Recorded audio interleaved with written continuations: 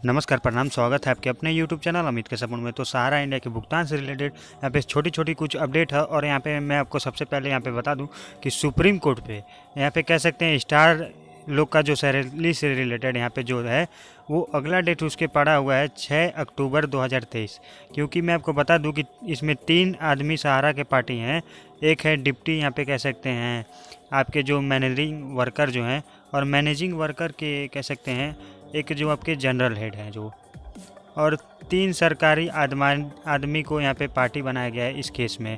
पहला तो मैं आपको बता दूं कि जो यहाँ पे कह सकते हैं सैलरी डिपार्टमेंट यहाँ पे जो हेड बोलते हैं इंडस्ट्री के, उनको बनाया गया है। और एक जो है कह सकते हैं यहाँ पे सेक्रेटरी, प्रिंसिपल सेक्रेटरी यहाँ पे जो उत्तर प्रदेश के हैं उनको भी पार्टी बनाया गया है। और तीसरा मैं आपको बता दूं कि तहसीलदार लखनऊ, 3 सहारा से और 3 सरकारी से यहाँ पे पार्टी बनाया गया है। ये स्टाफ लोगों के सैलरी और न्यूज़ लोगों का जो पेमेंट है यहाँ पे 4-5 लोग मिलके यहाँ पे किए हैं। इससे पोर्टल पे क्या प्रभाव पड़ेगा ये आदेश आने पे प्रभाव मतलब पता चलेगा। तो फिलहाल इस पे कंप्लेन किए हैं, उसकी सुनवाई यहाँ पे 6 अक्टूबर को 2023 में सुनवाई होगी। अभी यही हुआ है। नोटिस सबको भेजा गया है, सबको नोटिस यहाँ पे देख चुके हैं। एक आदमी को यहाँ पे कह सकते हैं नए सॉल्व हुआ है तो उसको फ्रेश नोटिस भेजने का आदेश किया गया है। ये रहा स्टाफ वाले मैटर का। और दूसरा वाले मैं आपको बता दूं कि एक अपडेट है जो बहुत लोग हमसे पोर्टल के बारे में पूछ रहे हैं कि जिनका मैच्योरिटी पूरा हो गया है वो अप्लाई करें, या फिर कह सकते हैं जिनका मैच्योरिटी नहीं हुआ है जो एक ही साथ कर दें। तो मैं शुरू से आपको यही बताते आया हूँ कि कह सकते हैं ये कहीं नहीं लिखा गया है कि और मैच्योर्ड बॉन्ड को ही आप अप्लाई करें। 2 डेट यहाँ पे दिया गया है CRCS की गाइडलाइन में यहाँ पे, जो कि कह सकते हैं FAQ यहाँ पे साइड के मतलब CRC के साइड पे दिया गया है। एक 22 मार्च 2022 और एक 29 मार्च 2023। दोनों डेट को आप समझिए, दोनों कोर्ट का डेट है। एक 22 मार्च 2022 जब से रोक लग गया दिल्ली हाईकोर्ट के आदेश से पूरे देश में सहारा की 3 सोसाइटियों में जो कह सकते हैं फंड कलेक्शन का। और मैं आपको बता दूं कि 29 मार्च 2023 को यहाँ पे जो केवल यहाँ पे जो स्टार मल्टीपर्पज सोसाइटी का जो केस में है, इसको यहाँ पे इसलिए है क्योंकि कह सकते हैं 29 मार्च 2023 को माननीय सुप्रीम कोर्ट का जो 5,000 करोड़ रिलीज करने का ऑर्डर आया था। और सहारा से कुछ लोग बता रहे हैं कि 31 मार्च 2022 तक यहाँ पे कह सकते हैं जिनका मैच्योरिटी पूरा है वो कर दें। तो ये सारा साल गलत है। मैं आपको बता दूँ, मेरी समझ से यहाँ पे मैं आपको बता दूँ कि केवल डिपॉजिट आपका होना चाहिए उस डेट के पहले। अगर ऐसा रहता तो कह सकते हैं गाइडलाइन में भी मैच्योरिटी वर्ड क्यों नहीं यूज किया गया था।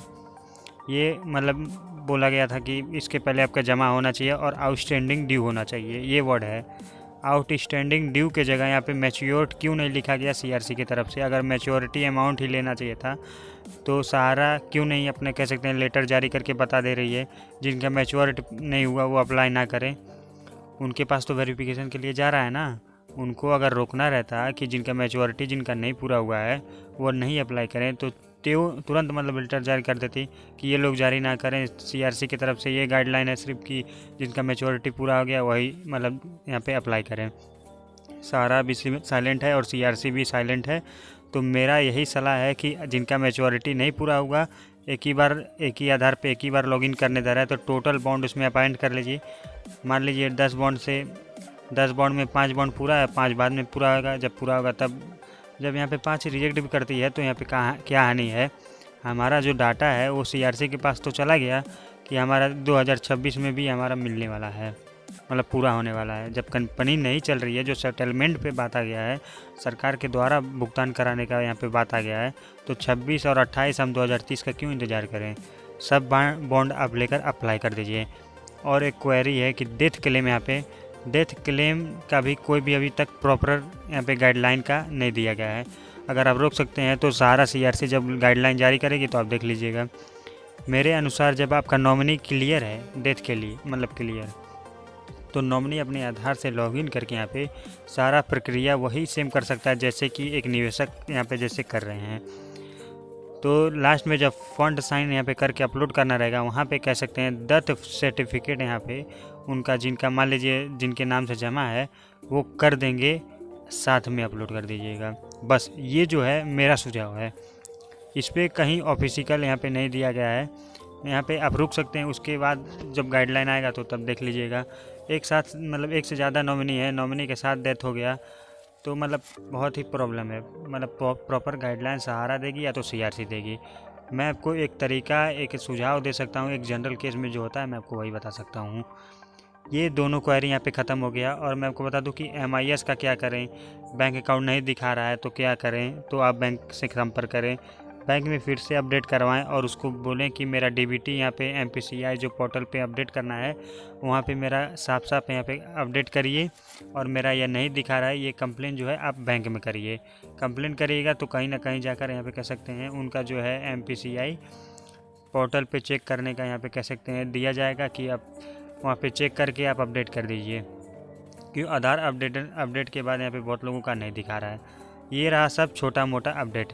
अब मैं आपको बता दूं कि यहाँ पे RTI द्वारा, यहाँ पे सेबी में मैं आपको बता दूं कि सहारा दे द्वारा कह सकते हैं कितनी सारी कंपनियाँ उसके एसेस हो, यहाँ पे होल्डिंग हो, रिलेटेड हो या फिर ग्रुप कंपनियाँ में कौन कौन सी आती हैं। ऐसा मैंने मतलब इसलिए पूछा गया है कि यही जो सहारा का ज़मीन जो हर एक शहर में है, लोग जानते हैं कि कह सकते हैं सहारा का जो ज़मीन में इन्वेस्टेड किया है, बहुत सारा ज़मीन है इनको, वो कहीं ना कहीं सेल हो चुका है और हो भी रहा है। तो एम्बार्गो इस पे है। तो किस तरह सेबी ने यहाँ पे मिस्ट्री ऑफ कंपरेशन ने कैसे मतलब यहाँ पे प्रॉपर्टी सेल होते ही जा रहा है।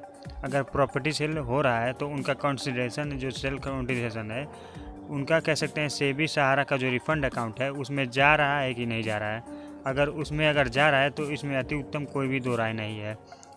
तो यहाँ पे लेकिन मैं आपको बता दूं कि जो लग रहा है यहाँ पे एक्टिविटी लग रहा है जो इसमें यही है कि कह सकते हैं जो बड़ी बड़ी प्रॉपर्टी है इसकी, जिनका इंफॉर्मेशन यहाँ पे सुप्रीम कोर्ट में दी है सहारा, वहाँ पे मैं आपको बता दूं कि ये मेरे पास जो है कह सकते हैं मोटा मोटी प्रॉपर्टी है, उस पर से आप रोक हटाइए, मैं आपको यही बेच कर आपको पैसा दे दूँगा।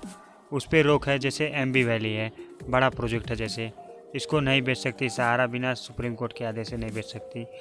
लेकिन मैं आपको बता दूं कि जो छोटी मोटी यहाँ पे ज़मीन है हर एक स्टेट में सहारा की, छोटा मतलब यहाँ पे 100 करोड़ 200 करोड़ या फिर 300 करोड़ का यहाँ पे कह सकते हैं सहारा से लेकर के किसी और कंपनी में पैसा दिया गया और वो कंपनी अपने नाम पे खरीदी और वो अनऑफिशियली यहाँ पे सहारा ग्रुप्स की कंपनी है या फिर टोटल ग्रुप का यहाँ पे कह सकते हैं देती सहारा डिटेल, मतलब सेबी डिटेल देती, तो यहाँ पे मैं आपको बता सकता था कि ग्रुप कंपनी है कि नहीं। अगर है तो सीधे ही सहारा सेबी अकाउंट में रिफ़ंड मतलब पैसा जाना चाहिए, क्योंकि रिफ़ंड अब शुरू हो गया है। तो पैसा जो मिलना है वो सीधे सहारा के प्रॉपर्टी से मिलना है। जैसे ही 24,000 करोड़ जमा है उसी के लेकर भुगतान हो रहा है, ना ही अमित शाह ना ही और कोई रुपए देने वाले हैं। जो भी पैसा मिलने वाला है वो सेबी से ही मतलब सहारा से ही रिकवरी करके मिलेगा, जो भी मूलधन है या फिर ब्याज है या फिर यहाँ पे आपका मैच्योरिटी अमाउंट है, कुछ भी। यहाँ पे मैं आपको बता दूं कि सहारा साइड कर दे, यहाँ पे मतलब पता चले कि 50% लोग का यहाँ पे भुगतान हो, ऐसा मतलब फिर हो जाए। इस पर्पज़ से मतलब बार बार पूछा जा रहा है कि यहाँ पे कह सकते हैं सहारा ग्रुप्स में कितनी कंपनियां हैं और एम्बार्गो के लिए यहाँ पे सेबी ने क्या किया है। तो सेबी के पास अभी तक जवाब नहीं आया है, इससे मतलब सेबी ने अभी तक जवाब नहीं दिया है कि सहारा ग्रुप्स की कितनी कंपनियां और सहारा ग्रुप्स का मतलब क्या होता है। जबकि माननीय सुप्रीम कोर्ट के ऑर्डर में यहाँ पे 31 नवंबर 2000 कह सकते हैं 13 वाले में ये दिया गया है कि जो एम्बार्गो है जो टोटल यहाँ पे सहारा इंडिया ग्रुप्स ऑफ कंपनी पे, ना कि सहारा रियल इस्टेट, ना कि सहारा हाउसिंग। और सेबी कह सकते हैं सेबी ने क्या आदेश दिया है कि रियल इस्टेट और हाउसिंग की संपत्ति पे रोक है। तो कहीं ना कहीं यहाँ पे सेबी भी इसमें फंस सकती है। ऐसा मैं इसलिए ही बोल रहा हूँ कि कह सकते हैं हर एक ऑर्डर में जिक्र है कि सहारा ग्रुप सहारा ग्रुप सहारा ग्रुप। MB वैली में जब रियल इस्टेट और हाउसिंग मतलब नहीं था तो इसमें क्यों एम्बार्गो लगा, इसमें क्यों मतलब रियल इस्टेट और हाउसिंग में ना ही पैसा इन्वेस्टमेंट है, ना ही एक दूसरे का शेयर है, ना ही डायरेक्टर कॉमन है। तो उस हिसाब से कह सकते हैं बड़ा प्रोजेक्ट जो है उसी पे नज़र है। जो पटना में ज़मीन था, जो हरिद्वार वाला ज़मीन सेल हो गया, तो इन सब कंपनियों का यहाँ पे कंडिजेशन सहारा सेबी अकाउंट में जा रहा है कि नहीं जा रहा है, कैसे पता चलेगा। तो सेबी ने यहाँ पे कह सकते हैं नहीं बता पा रही है। यहाँ पे पूछा जा रहा है सेबी से बार बार, उसके जवाब में ये बोला गया कि सेबी के पास यहाँ पे नहीं जवाब था तो कहाँ से वो देगी। तो बहुत अच्छे से यहाँ पे समझाया गया है कि कह सकते हैं यहाँ पे ऐसा इन्फॉर्मेशन जो सहारा सेवी वाला इन्फॉर्मेशन जो है, जो 29 मार्च 2023 को रिलीज हुआ है, उसमें कोई ग्रुप का भी जिक्र नहीं है, सिर्फ 4 सोसाइटियों का यहाँ पे बात है। इसीलिए पोर्टल जो है 4 सोसाइटियों का है। तो यहाँ पे माननीय सुप्रीम कोर्ट ने क्यों नहीं यहाँ पे लिखा था कि कह सकते हैं रियल इस्टेट और हाउसिंग का मतलब संपत्तियों को सीज किया जाए। यहाँ पे तो लिखा गया था कि सहारा ग्रुप्स ऑफ कंपनी का रूमेबल, यहाँ पे इमूवेबल, मतलब यहाँ पे दोनों संपत्ति को मतलब लिखा है। कोर्ट नहीं बेच सकती है सहारा और सुब्रत रॉय देश छोड़ के नहीं जा सकते हैं जब तक कोर्ट आदेश नहीं दे देती, ऐसा ऑर्डर में लिखा गया था कि 2013 वाले में। तो उसके कंप्लेंट्स में यहाँ पे सेबी ने क्या किया, सेबी ने तो कुछ नहीं किया।